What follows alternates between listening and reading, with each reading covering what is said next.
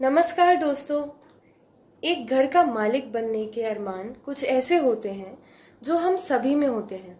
हालांकि अचल संपत्ति में खरीदने या निवेश करने की वास्तविकता यह है कि इसमें पर्याप्त वित्तीय प्रतिबद्धता होती है।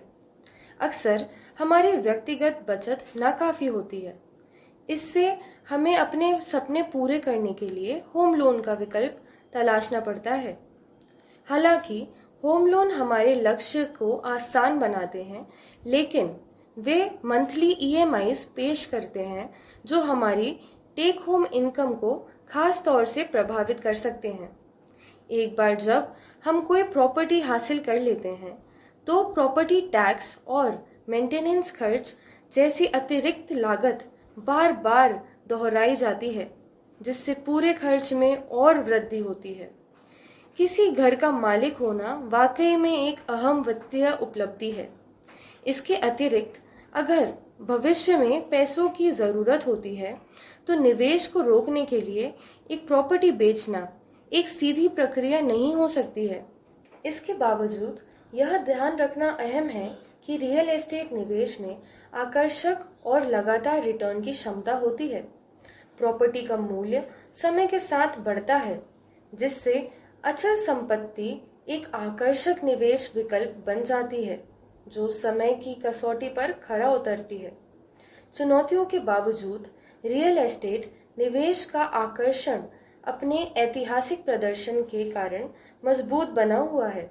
अचल संपत्ति निवेश करने का फैसला इसके लाभों और चुनौतियों दोनों पर सावधानी से विचार करने के बाद किए जाना चाहिए। घर का मालिक बनने की यात्रा शुरू करते समय शुरुआती और अहम कदम एक बजट निर्धारित करना होता है।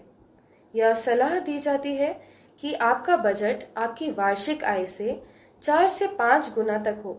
उदाहरण के लिए, अगर आपकी वार्षिक आय 10 लाख रुपए है, तो एक समझदारी भरा विकल्प 40 से 50 लाख रुपए की सीमा के भीतर की कीमत का घर होगा। कृपया लोन लेने के लिए अपनी पात्रता पक्की करें और संभावित लोन राशि का आकलन करें जिसके लिए आप क्वालिफाई हो सकते हैं।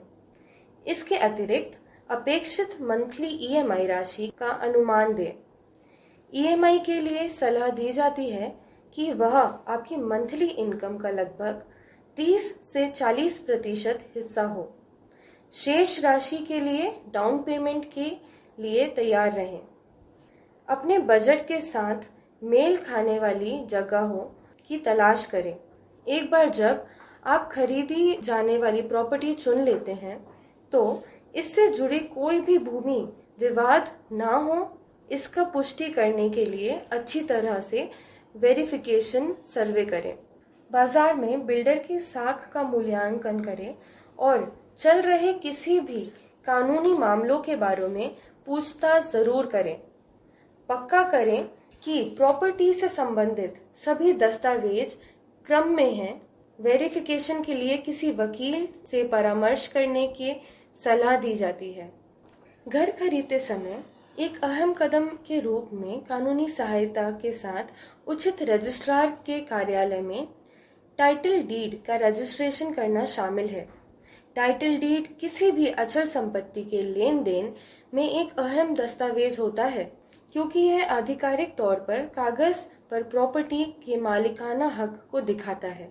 कृपया ध्यान रखें कि प्रॉपर्टी खरीदते समय न सिर्फ प्रॉपर्टी की वास्तविक लागत पर विचार करना जरूरी है, बल्कि रजिस्ट्रेशन शुल्क और स्टैंप ड्यूटी जैसे अतिरिक्त खर्च भी ध्यान रखने चाहिए।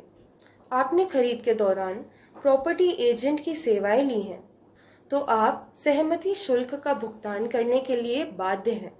इसके अलावा कानूनी सेवाओं से जुड़े शुल्क हैं जो आपने लेन देन के दौरान पाए होंगे।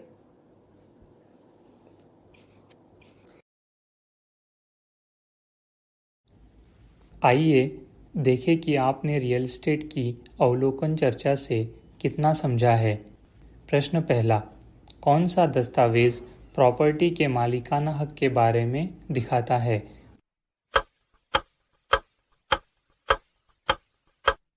उत्तर, टाइटल डीड। प्रश्न दूसरा, कृपया प्रॉपर्टी खरीदते समय के दूसरे खर्चों को सूचीबद्ध करें।